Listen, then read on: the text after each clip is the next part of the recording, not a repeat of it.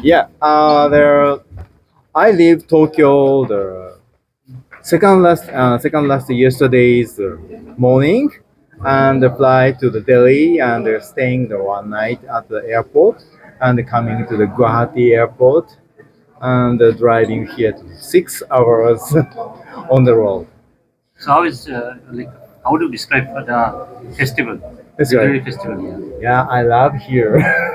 And when I leave my home, I say that my boy, 8 years boy, says that in India, every people they eat the curry rice with bare hand.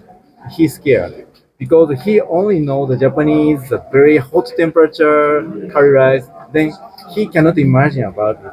But yeah, this is my first time to India and try to the eating the bare hand with rice and meals. That was fascinating, very good. So tell me about your work. What? Tell me about your work, your writing. My writing? Yeah, I will write about based on the Indian the sceneries and Indian the tangibles.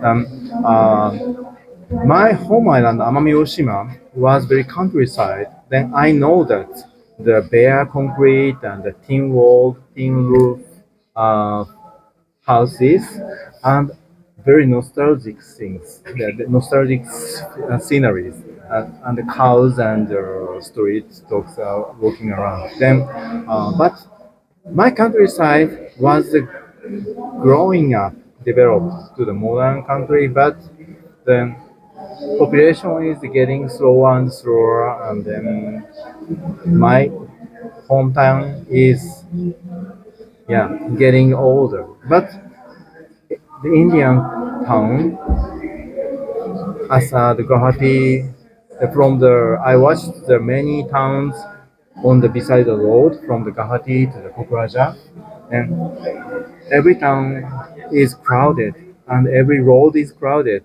Yeah, on of the Dimpy was yeah some trouble, but yeah, the crowded and active and growing up, the style feeling is very good for me. Yeah, I think I can write more science fiction about the hopefully futures So any message?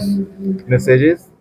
So thanks for inviting me and thanks for showing the kaleidoscope like the language and tribes the world of India. I cannot imagine about that. I only know that the 22 languages are the official languages in the India, but I didn't imagine what is about it. I saw the many peoples and the many listening the many poems, and then you can teach with the original languages.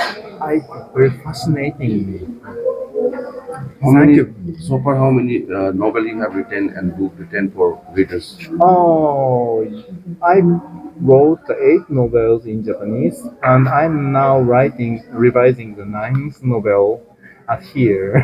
I should finish the revising work in here, but the Assam, the Kokraja's power, making me to finishing it. Thank you very much. दासिम थामथि जिथु क'क्राझार थुनलाइयारि फोरबो बेयो जोबोद मोजाङै सोलिगासिनो दङ। नैथि दिननि हाबाफारियाव फुंनिफ्रायनो जोंहा मोननै सेसन 10 बाजिनिफ्राय जागायदों। मोनसे सेसना जाहैबाय जों यां राइटार्सफोरनि जिथु जाखांफुनाय लाइमोन लिरगिरि बिथांमोननि लिरनाय क्रिएटिभिटिफोरखौ जोङो बे लिटारेरि फेस्टिभेलनि गेजेरजों बाहागो लानो खाबु होदों आरो बेवहाय जोबोद रंजाखांनाय आरो एनकारेजिं मोनसे एनभाइरनमेन्टजों जोंनि बे लाइमोन यां राइटारफोरनि जुथुमाया खन्थाइ फरायनायजों आरो सावरायनायजों मोजाङै जाफुंदों। आरो लोगोसे नै दा जोंहा लाइमोन बड' आइजो लिरगिरि बिथांमोननि मोनसे सेसन आइजोफोरनि क्रिएटिभिटिनि सायाव लिरनाय बेनि सायाव खन्थाइ फरायनाय जोबोद गागि खन्थाइगिरिफोरखौ लानानै बिथांमोना सेसनखौ दासिम मोजाङैनो जागायगासिनो दं।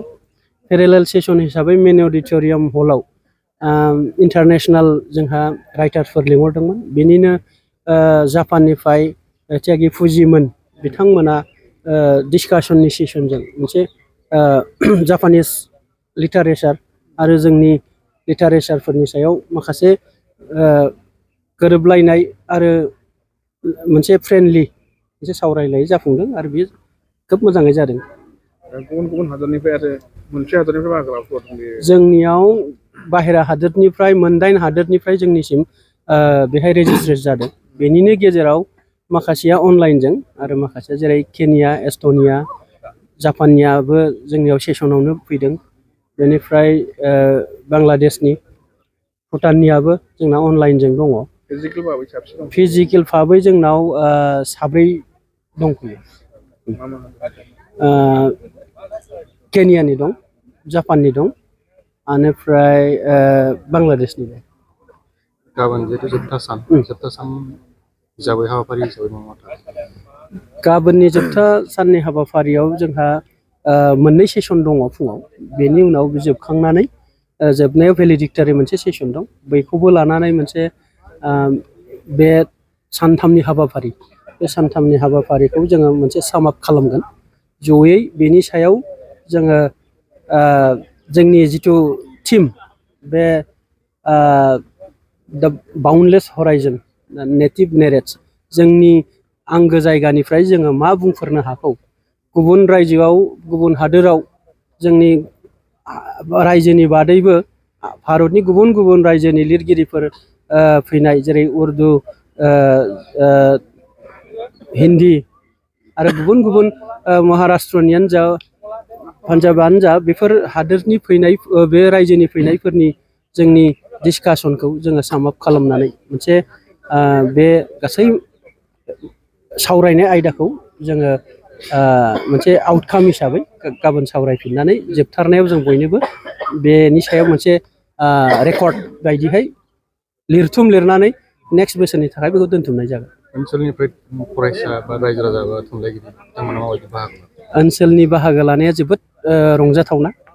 बेवहाय टिम लानानै टिम बाहागो राननानै मोनफ्रोमबो सेसनाव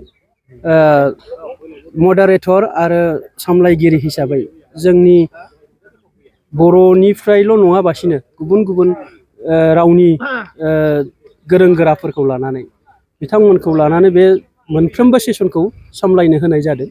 आरो बे सेसनफोरा जोंनि मोनफ्रोमबो कलेज, इउनिभारसिटि, CITआनो जा, बड'लेण्ड इउनिभारसिटि आरो जोंनि प्रभिन्सियेलाइज, नन प्रभिन्सियेलाइज गासैबो फरायसालिमाफोरनिफ्राय थोंजोङै बाहागो लानाया जोंखौ रंजाखांहोदों।